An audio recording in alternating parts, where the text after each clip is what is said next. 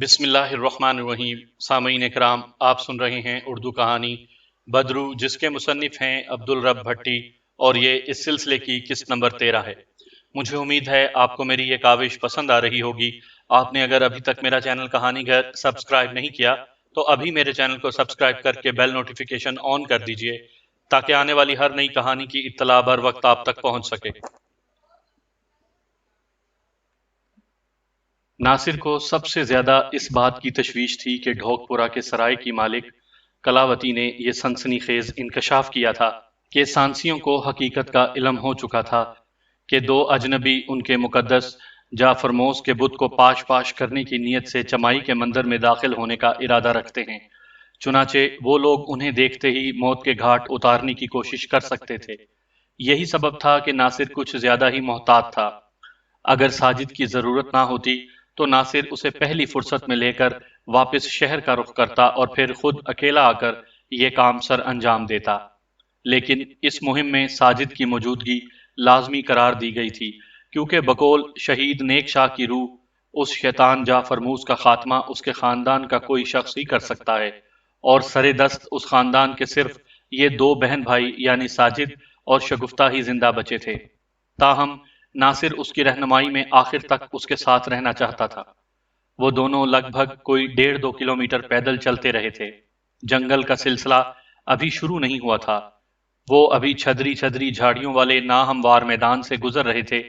البتہ کہیں ٹنڈ منڈ درخت پر اسرار ہیولوں کی طرح استادہ نظر آ رہے تھے۔ ان درختوں کی شاخیں سوکھی تھیں۔ تاروں بھرا آسمان صاف اور روشن تھا، جس سے آس پاس کا علاقہ کافی روشن تھا۔ اچانک ناصر چلتے چلتے ٹھٹک کر رکا۔ اسے یوں لگا تھا جیسے کوئی ان کے پیچھے پیچھے چلا آ رہا ہو، مگر ناصر کو عقب میں دھڑکتی ہوئی تاریکی کے سوا کچھ دکھائی نہ دیا۔ ناصر اسے اپنا وہم سمجھ کر پھر چل پڑا۔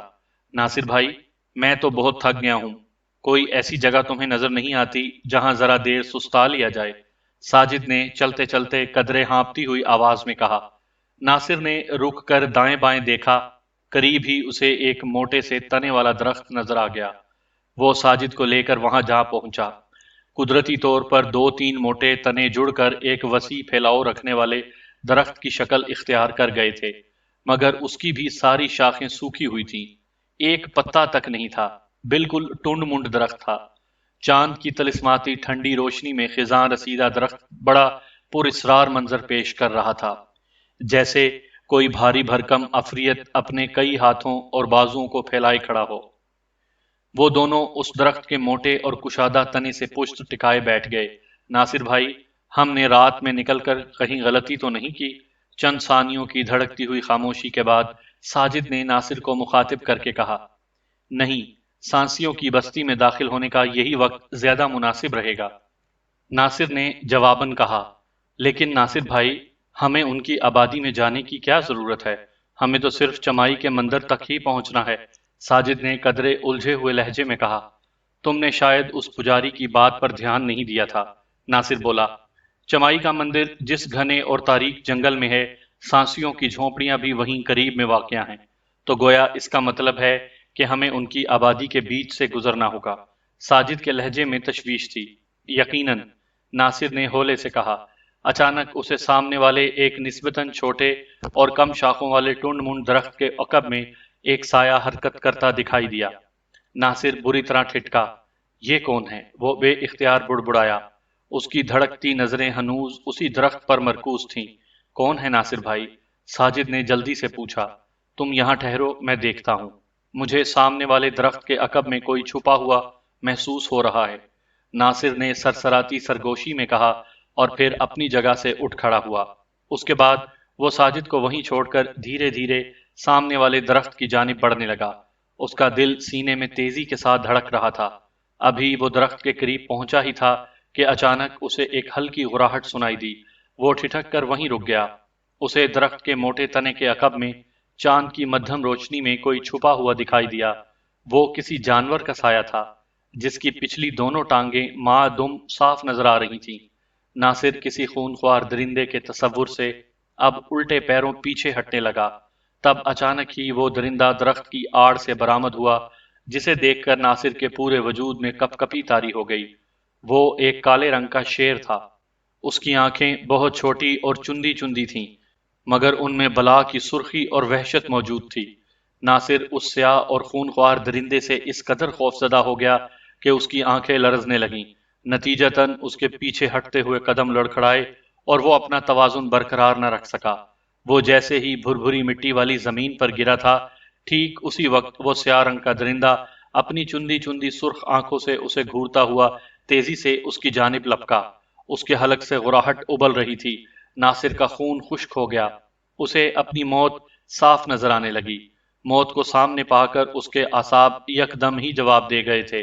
ادھر ساجد نے بھی اس سیاہ درندے کی غراہٹیں سن لی تھیں۔ وہ متوحش سا ہو کر اٹھ کھڑا ہوا اور ناصر کو پکارنے لگا۔ ادھر اس سیاہ درندے نے بھی ناصر کے علاوہ سامنے ایک اور شخص کو دیکھا تو وہ ناصر کے بالکل قریب پہنچ کر رک گیا۔ اس کا اور ناصر کا درمیانی فاصلہ صرف چند فٹ کا رہ گیا تھا۔ ناصر کا لہو منجمد ہو چکا تھا۔ ایک خونخوار اور خوفناک درندے کو اپنے بالکل سر پر پا کر اس کے حواس جواب دے گئے تھے۔ اس کے وجود کی جیسے ساری قوت سلب ہو چکی تھی۔ اس کے اندر اتنی بھی ہمت نہ ہو پا رہی تھی کہ اٹھ کر بھاگنے کی ہی کوشش کر لیتا۔ دوسری طرف ساجد حیران پریشان کھڑا تھا۔ اسے درندے کی خطرناکی کا اندازہ نہیں تھا، نہ ہی ناصر اسے کوئی جواب دے رہا تھا۔ ناصر کو یہ دیکھ کر ذرا ہمت ہوئی کہ کالا شیر قریب پہنچنے کے بعد رک گیا تھا۔ نیز وہ اب اس کی طرف گھورنے کے بجائے ٹکٹکی باندھے ساجد کی طرف دیکھے جا رہا تھا۔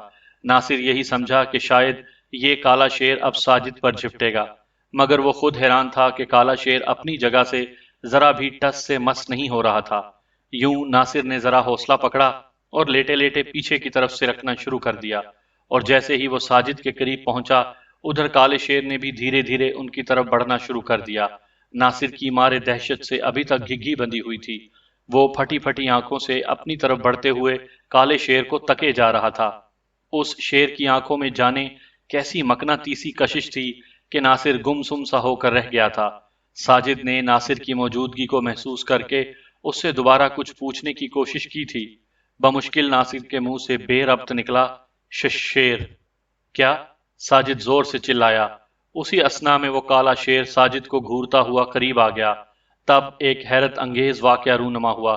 وہ کالا شیر اپنی دم ہلانے لگا اور اس کے ساتھ ہی وہ ساجد کے بالکل قریب آ کر اس کی ٹانگوں سے اپنے وجود کو مس کرنے لگا۔ پھر اس کے قدموں میں بیٹھ کر اس نے اپنا سر زمین پر رکھ دیا۔ ساجد اپنی جگہ سے بالکل مت ہلنا، ناصر نے ہلکی سرگوشی میں اس سے کہا۔ ساجد نے بھی اپنے ٹانگوں کے ساتھ کسی جانور کے وجود کا لمس محسوس کر لیا تھا۔ ناصر بھائی کچھ تو بتاؤ، یہ کیا ماجرا ہے؟ ناصر خود حیران تھا۔ اس کا ڈر اور خوف اب شدید حیرت میں بدل گیا تھا۔ جب ناصر نے ساجد کو بتایا، ساجد ایک کالا شیر تمہارے قدموں میں سر رکھ کر بیٹھا ہوا ہے، پتہ نہیں کیا ماجرا ہے، میری خود سمجھ میں نہیں آ رہا۔ ابھی ناصر نے اتنا ہی کہا تھا کہ وہ شیر اپنی جگہ سے اٹھا اور چند قدم آگے بڑھنے کے بعد رک گیا، پھر دوبارہ ان کی طرف دیکھ کر اپنی دم ہلانے لگا۔ ناصر کی کچھ سمجھ میں نہیں آ رہا تھا کہ وہ کیا کرے۔ تب وہ کالا شیر دوبارہ ان کی طرف پلٹا، ہولے سے غرایا، پھر آگے بڑھا اور رک کر ان کی طرف دیکھنے لگا۔ اب وہ اپنی دم کو بھی زور زور سے ہلانے لگا۔ میرا خیال یہ ہے کہ یہ ہمیں کہیں لے جانا چاہتا ہے، آؤ۔ ناصر نے جیسے کالے شیر کا اشارہ بھانپنے کی کوشش کرتے ہوئے کہا، تو ساجد نے بھی ہولے سے اسبات میں سر ہلا دیا۔ اب وہ دونوں اس کالے شیر کے عقب میں چلنے لگے۔ کالا شیر ان کے آگے آگے چلنے لگا۔ رات گہری ہونے لگی تھی۔ آسمان پر ٹکے تباک چاند کی طلسماتی روشنی سے اطراف کا ماحول خاصی حد تک منور تھا۔ وہ دونوں کالے شیر کے پیچھے پیچھے چلتے رہے اور تھوڑی دیر بعد ناصر کو سامنے چاندنی کی روشنی میں ایک بوسیدہ عمارت کا ہیولہ نظر آنے لگا۔ وہ شیر اس کھنڈر نما عمارت کے اندر داخل ہو گیا۔ ناصر یکدم رک گیا۔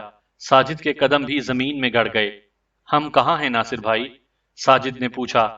ناصر نے بتایا، یہ شیر ہمیں ایک کھنڈر کے قریب لے آیا ہے، پتہ نہیں یہ کیا اسرار ہے، میری تو کچھ سمجھ میں نہیں آ رہا۔ ساجد نے کچھ سوچنے کے بعد پرخیال لہجے میں کہا، ناصر بھائی لگتا ہے یہ شیر ہماری کوئی مدد کرنا چاہتا ہے۔ وہ کہاں گیا؟ مجھے بھی ایسا ہی لگتا ہے، ناصر نے بھی جیسے کچھ بھانپتے ہوئے کہا۔ ہمیں اس کے پیچھے پیچھے چلنا ہوگا، آؤ۔ کالا شیر انہیں رکتا دیکھ کر اپنی گردن موڑے ان کی طرف دیکھنے لگا اور دوبارہ اپنی دم ہلانے لگا۔ پھر جب ان دونوں نے اس کی طرف آگے قدم بڑھائے تو اس نے بھی چلنا شروع کر دیا۔ وہ دونوں اب کالے شیر کے پیچھے چلتے ہوئے کھنڈر کے اندر داخل ہو گئے۔ یہ ایک ٹوٹا ہوا بوسیدہ سا وسیع ہال نما کمرہ تھا، جس کی چھت امتداد زمانہ سے منہدم ہو کر گر چکی تھی۔ اس کا ملبہ آس پاس بکھرا ہوا تھا۔ وہ کالا شیر ایک کونے کی طرف بڑھ گیا۔ اچانک ایک آہٹ پر یہ لوگ بری طرح ٹھٹکے۔ کالا شیر بھی ٹھٹکتے ہوئے انداز میں رک گیا۔ ناصر نے عقب میں گردن موڑ کر دیکھا تو اسے 4-5 افراد تیزی سے اندر داخل ہوتے دکھائی دیے۔ ان سب کے ہاتھوں میں کرولیاں اور برچیاں تھیں، جن کے پھل ٹوٹی ہوئی چھت سے پڑتی ہوئی چاندنی میں چمک رہے تھے۔ کالا شیر ان لوگوں کی موجودگی محسوس کرتے ہی ایک ٹوٹی ہوئی دیوار سے جست لگا کر باہر نکل چکا تھا۔ وہ 5 افراد ہاتھوں میں کرولیاں اور برچیاں تھامے اندر داخل ہوئے تھے اور ان دونوں کو گھیرے میں لے لیا۔ ناصر کے چہرے پر تشویش کے آثار امڈ آئے۔ اس نے ساجد کے کان میں سرگوشی کر کے اسے خطرے سے آگاہ کر دیا تھا۔ ساتھ ہی ناصر کو اس بات پر بھی حیرت بھی تھی کہ آخر وہ پراسرار کالا شیر کدھر غائب ہو گیا۔ تاہم اس نے اپنے حواس بحال رکھے۔ وہ 5 افراد تنومند اور سیاہ رنگت کے تھے۔ ان کے اوپری جسم برہنہ تھے اور نیچے دھوتی ٹائپ کوئی تہہ دار کپڑا لپیٹ رکھا تھا۔ ان کے سر گنجے تھے اور کانوں میں پیتل کے بالے جھول رہے تھے۔ ان کی آنکھوں میں وحشتیں ہلکورے لے رہی تھیں، البتہ ان کے قد و قامت دبتے ہوئے تھے۔ کون ہو تم لوگ؟ ان میں سے ایک نے درست لہجے میں ناصر کو گھورتے ہوئے پوچھا۔ وہ نسبتاً زیادہ ڈیل ڈول کا مالک تھا۔ ناصر کو کچھ اندازہ ہوا تھا کہ یہ لوگ سانسی قبیلے کے افراد ہی ہو سکتے تھے۔ تاہم وہ اپنے حواس بحال رکھتے ہوئے بولا، ہم شاہ پور سے آئے ہیں، ایک اخبار کے لیے کام کرتے ہیں۔ تاریخی مقامات کی سیر کرنا اور ان برسوں پرانے کھنڈرات کے بارے میں لکھنا ہمارا پیشہ ہے۔ ناصر کی بات سن کر ایک دوسرا بغور ان دونوں کا جائزہ لیتے ہوئے مکروہ مسکراہٹ سے بولا، تمہاری یہ چالاکی کام نہیں آ سکتی، کیونکہ ہم تمہیں اچھی طرح جان گئے ہیں کہ تم کون ہو۔ مقدس جعفرموس نے ہمیں سب بتا دیا ہے۔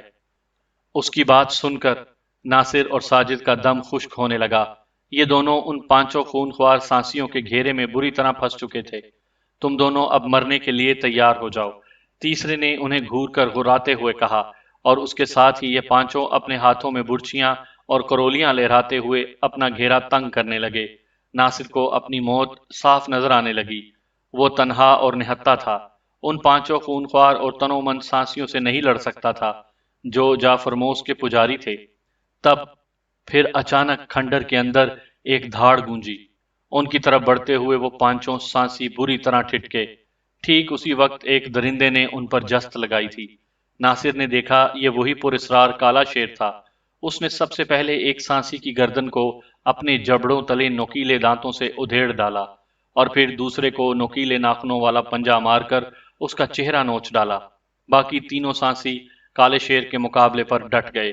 ان کے انداز و اطوار بڑے جنگجوانہ طرز کے تھے۔ ناصر اور ساجد ایک کونے میں سمٹ گئے تھے۔ وہ تینوں سانسی اپنے ہاتھوں میں کرولیاں تولے کالے شیر کو گھیرے میں لیے ہوئے تھے۔ کالا شیر ان میں سے کسی ایک پر جست لگانے کے لیے پر تول رہا تھا اور ان کی طرف گھور گھور کر غرا رہا تھا۔ تب پھر اچانک ہی اس نے ایک سانسی پر چھلانگ لگا دی۔ وہ سانسی بھی اسی حملے کے لیے پہلے ہی سے چوکس تھا۔ اس نے فوراً جھکائی دی اور پھر جیسے ہی کالا شیر زمین پر آیا، وہ تینوں سانسی اس پر جپٹ پڑے۔ ایک نے اپنی کرولی کا وار اس کے پہلو پر کیا اور دوسرے نے گردن پر، جبکہ تیسرے کو وار کرنے کا موقع نہ مل سکا۔ کالے شیر نے ایک زوردار دھاڑ ماری اور پلٹ کر اپنا پنجہ ایک سانسی کی گردن پر مارا اور اس کی گردن ادھیڑ ڈالی۔ وہ کری چیخ کے ساتھ وہیں ڈھیر ہو گیا۔ تیسرے سانسی نے کالے شیر کے پیٹ پر اپنی کرولی گھونپنے کی کوشش کی تو کالے شیر نے زخمی ہونے کے باوجود اس کا نرخرا اپنے بھیانک جبڑے میں دبوچ ڈالا۔ وہ بری طرح تڑپنے لگا۔ جو سانسی اکیلا بچا تھا اسے دوبارہ کالے شیر پر حملے کی جرت نہ ہو سکی تھی، چنانچہ اس نے بھاگنے میں ہی عافیت جانی اور باہر کو دوڑ لگا دی۔ کالا شیر اپنے دوسرے شکار کو ٹھکانے لگانے کے بعد ہانپنے لگا۔ اس کی گردن اور پہلو سے خون نکل رہا تھا۔ اس نے تیسرے فرار ہونے والے سانسی کا تعاقب نہیں کیا تھا۔ ناصر فوراً شیر کی طرف بڑھا اور اس کے زخموں کا جائزہ لینے لگا، مگر وہ کیا کر سکتا تھا سوائے دکھ اور افسوس کے۔ کالے شیر نے ناصر کی طرف دیکھا، پھر اپنے زخم پر زبان پھیرنے لگا۔ اس کے بعد وہ بمشکل اٹھا اور اپنی دم ہلاتا ہوا ایک گوشے کی طرف بڑھ گیا۔ ناصر نے ساجد کو جلدی جلدی مختصراً ساری صورتحال سے آگاہ کیا۔ اور اسے لے کر شیر کے پیچھے چل دیا۔ کالا شیر ایک انتہائی بعید ترین گوشے میں آ کر اپنے دونوں اگلے پنجوں سے جلدی جلدی زمین کھرچنے لگا۔ ناصر اور ساجد دم بخود کھڑے تھے۔ ناصر بغور اس کی یہ حرکت دیکھ رہا تھا۔ کالے شیر نے آنے واحد میں ایک خاصا گہرا گڑھا کھود ڈالا اور پھر اپنا منہ گڑھے میں ڈال کر جب باہر نکالا تو ناصر نے دیکھا اس کے جبڑوں میں ایک چوڑے پھل والی کلہاڑی دبی ہوئی تھی، جو اس نے ساجد کے قریب آ کر اس کے قدموں میں رکھ دی۔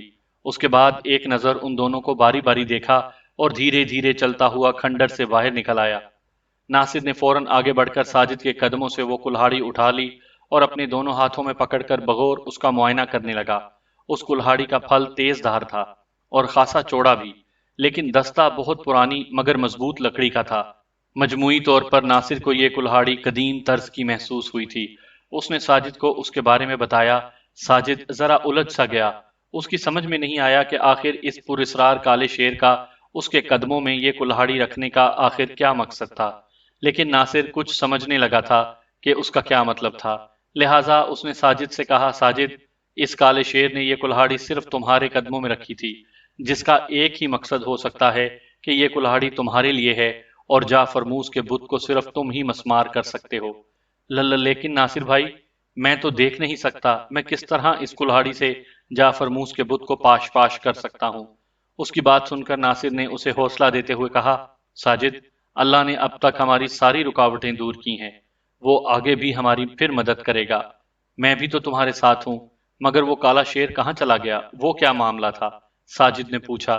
ناصر ایک گہری سانس خارج کر کے بولا، ساجد میاں، ہم جن پر اسرار اور ناقابل یقین حالات سے گزر رہے ہیں، ان میں یہ سب کچھ ممکن ہے۔ ہو سکتا ہے اس پر اسرار کالے شیر کا تعلق کبھی شہید نیک شاہ سے رہا ہو۔ آؤ اب آگے بڑھیں، ایک سانسی بھاگ چکا ہے، ایسا نہ ہو کہ وہ اپنے دیگر ساتھیوں کو بھی یہاں لے آئے۔ ناصر نے کہا، اور پھر وہ دونوں کھنڈر سے باہر نکلنے لگے تو ناصر نے مردہ پڑے سانسیوں کی 2 عدد کرولیاں اٹھا لیں اور اپنی ٹانگوں کی دونوں پڈلیوں پر باندھ لیں۔ کلہاڑی البتہ اس نے اٹھا رکھی تھی۔ دونوں کھنڈر سے باہر آ گئے۔ کاش وہ کالا شیر ہماری چمائی کے مندر تک رہنمائی کر دیتا۔ کھنڈر سے نکلتے ہی ساجد نے خود کلامی میں کہا۔ ناصر بولا، فکر نہ کرو، ہم چمائی مندر کے علاقے میں داخل ہو چکے ہیں، مندر بھی نظر آ ہی جائے گا۔ مگر تمہیں کیسے اندازہ ہوا؟ تم بہت بھولے ہو، ناصر نے مسکرا کر کہا۔ ہم پر جن 5 افراد نے حملہ کیا تھا وہ سانسی ہی تو تھے، تم نے ان کی دھمکی نہیں سنی تھی؟ ہاں، یاد آیا، میں تو بھول ہی گیا تھا، وہ ہولے سے ہنس کر بولا۔ ہم ابھی میدانی علاقے میں ہی کھڑے ہیں، مجھے دور ایک جنگل کے آثار تو نظر آ رہے ہیں، میرا خیال ہے وہی سانسیوں کی آبادی ہوگی، ناصر نے کہا، اور پھر دونوں آگے بڑھ گئے۔ شگفتہ اور زینت دونوں کو اب اس بات کی خوشی تھی کہ شفقت راہ راست پر آ گیا تھا، اور سارے حالات سے آگاہ ہونے کے بعد اس نے اب اپنے دل سے اندھیری کوٹھی کو نظر آتش کرنے کا خیال نکال دیا تھا۔ نیز اس نے انہیں یہ تسلی بھی دی کہ وہ اس محلے والوں کو بھی اس سلسلے میں اعتماد میں لینے کی کوشش کرے گا۔ چنانچہ شفقت کی دکان نما بیٹھک پر جب محلے کے چند لوگ اکٹھے ہوئے تو انہیں شفقت نے ساری بات سے آگاہ کر دیا۔ یہ جھوٹ ہے، وہ دونوں عورتیں اپنے جادو ٹونے کو جاری رکھنا چاہتی ہیں۔ ریاض نامی ایک شخص نے تلخی سے کہا تو اس کی دیکھا دیکھی ایک دوسرا بھی اس کی تائید میں بولا، ریاض بھائی کی بات درست ہے، اس اسیبی کوٹھی کو کالے اور سفلی عمل کا گڑھ بنایا جا رہا ہے، ایک پولیس والا بھی ان کی بھینٹ چڑھ چکا ہے، کسی روز ہماری بھی باری آ سکتی ہے۔ شفقت نے ٹھنڈے دماغ سے انہیں سمجھانے کی بہت کوشش کرتے ہوئے کہا، تم لوگوں کو میری بات پر بھروسہ کرنا چاہیے، میرا بھانجا ناصر بھی تو آخر ان کے ساتھ ہی رہتا ہے، اور میں کیوں اس کا برا چاہوں گا؟ ہمیں کچھ دن انتظار کر لینا چاہیے، جلد بازی اور اشتعال میں آ کر معاملہ پہلے سے زیادہ بگڑ سکتا ہے۔ محلے کے چند لوگوں میں شفقت کا دوست شمس الدین بھی موجود تھا۔ یہ وہی شخص تھا جس کے ساتھ تیمور کے گھر جا کر انہوں نے ناصر کے لیے شگفتہ کا رشتہ مانگا تھا۔ اس نے بھی شفقت کی حمایت میں محلے کے ان لوگوں کو سمجھانے کی کوشش کی، چنانچہ وہ لوگ خاموشی سے اٹھ کر چلے تو گئے تھے، مگر حقیقت یہی تھی کہ وہ شفقت کی باتوں سے ذرا بھی متفق نہیں ہوئے تھے۔ ان میں ریاض نامی شخص سب سے آگے تھا، لہٰذا اس نے چند لوگوں کو اپنے ساتھ ملا لیا اور اس اندھیری کوٹھی کو آگ لگانے کا منصوبہ تیار کیا جانے لگا۔ وہ لوگ اب یہ سمجھ رہے تھے کہ شفقت اپنے بھانجے ناصر کی وجہ سے دب گیا ہے، لہٰذا اب یہ کام انہیں خود ہی مل کر انجام دینا ہوگا۔ نواز نامی پولیس والے کی ہلاکت کے باوجود اندھیری کوٹھی پر پولیس کا پہرا موجود تھا۔ ریاض اور اس کے ساتھیوں نے سب سے پہلے اس بات کا پتہ لگایا کہ رات کی شفٹ میں کتنے پولیس والے پہرے پر ہوتے ہیں۔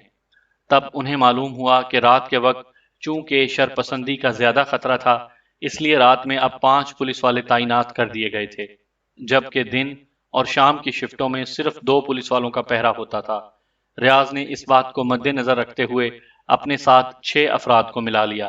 یہ کام بڑی رازداری کے ساتھ کیا جانے والا تھا۔ سب سے پہلے انہوں نے پٹرول اور مٹی کے تیل کے 4 کینوں کا بندوبست کیا اور 2 افراد کے حوالے ایک ایک کین کر دیا گیا۔ جس ٹولے میں ریاض تھا ان کے پاس 2 کین تھے۔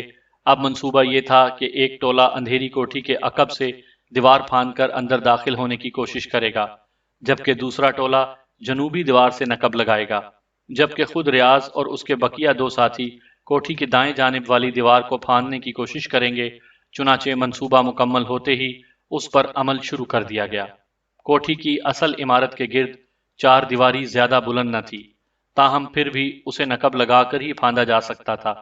رات جب اپنے نصف پہر میں داخل ہوئی تو یہ لوگ 3 ٹولیوں میں بٹ کر اندھیری کوٹھی کی طرف چل دیے۔ جیسا کہ مذکور ہو چکا ہے کہ یہ کوٹھی الگ تھلگ اور ایک مختصر سے میدانی علاقے میں واقع تھی۔ کوٹھی کے چاروں طرف کا علاقہ خالی پلاٹوں پر مشتمل تھا، اس لیے آگ لگنے کی صورت میں اس کے پھیلاؤ کا خطرہ نہ تھا۔ بہرطور یہ لوگ اپنے اپنے مقررہ مقام تک پہنچے، لیکن انہیں دیوار پھاندنے کی کوئی صورت نظر نہ آئی، تو یہ لوگ کوٹھی کے عقب میں دوبارہ اکٹھے ہو گئے۔ ریاض بھائی، دیوار پھلانگنا تو ممکن نظر نہیں آ رہا، اب کیا کریں؟ ایک نے فکر بھرے لہجے میں کہا۔